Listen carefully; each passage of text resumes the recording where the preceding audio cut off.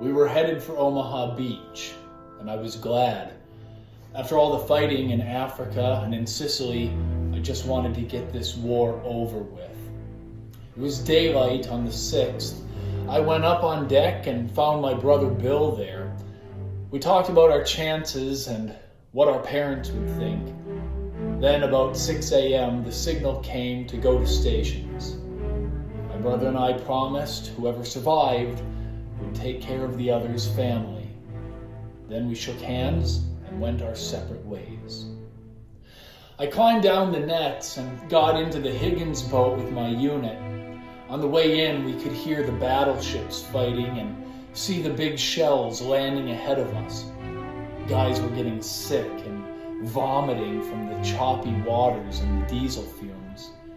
As we got in closer, the Germans had a bird's eye view of us coming in. We picked up machine gun fire. The bullets clanged against the metal ramp of the boat like hail. Then the big 88s up on a hill opened up. Every time a shell whistled overhead, all you could hear was the sound of a banshee screaming. Boats around us were burning. I saw men on fire. Even their shoes were on fire. Dead and wounded were floating in the water. We had orders not to stop and pick anyone up. I told my men, when a ramp drops, hit the water hard and keep as low as you can to dodge the bullets. We sank up over our heads. That was the last time I saw most of them. 31 men jumped off that boat. Just 7 of them made it to the beach. The only cover was a block of concrete the Germans had failed to clear. That's where I set up a collection point for the casualties. Medics were trained not to dig in. We were there to see the troops, and for them to see us.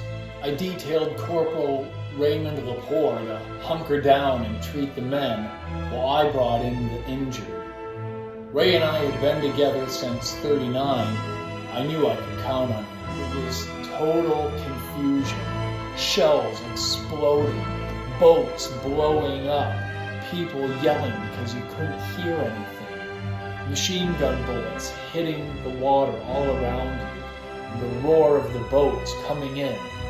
It's like you're all alone in a world of 1 million people because you're concentrating on what you have to do. I hadn't gone far when I felt a bullet go through my right arm. I just kept going. I was thinking of only one thing, getting to the men who needed me. There was a soldier laying right on the edge of the water. One arm was almost shot off. Every time a wave would come in, that arm would be pulled back out to sea and he'd try to reach out for it. The first thing you're supposed to do is to keep a wounded man from going into shock, but he was too far gone. Nothing I could do for him. He died in my arms. I was on my way to treat another soldier when a piece of shrapnel the size of my hand tore a hole in my left thigh. I put a tourniquet on it, gave myself a shot of morphine, and went back to work. You did the job you were trained to do. If you didn't, you died. I could feel my right arm going numb from the first bullet. I saw a guy struggling in chest-deep water, so I grabbed him with my good arm just as a Higgins boat rolled in and dropped its ramp. The ramp hit me right in the back, crushed 2 vertebrae, and pushed us both to the bottom. That's when I started talking to the one guy I knew could help me.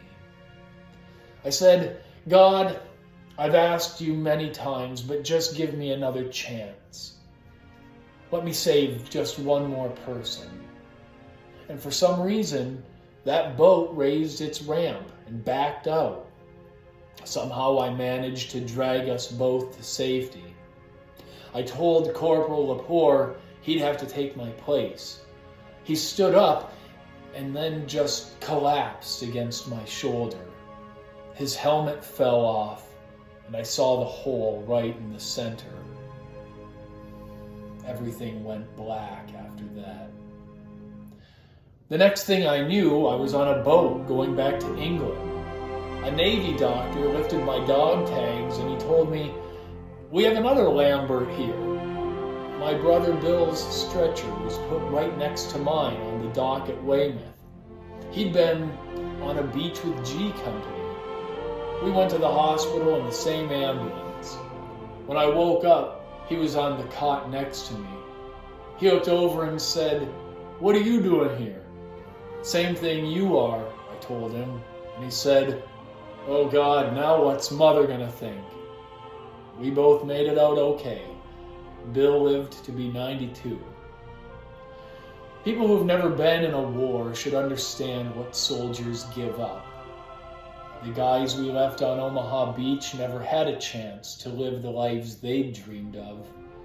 A day hasn't gone by when I haven't prayed for the men we lost and their families. I still wake up at night sometimes, thinking about the guys.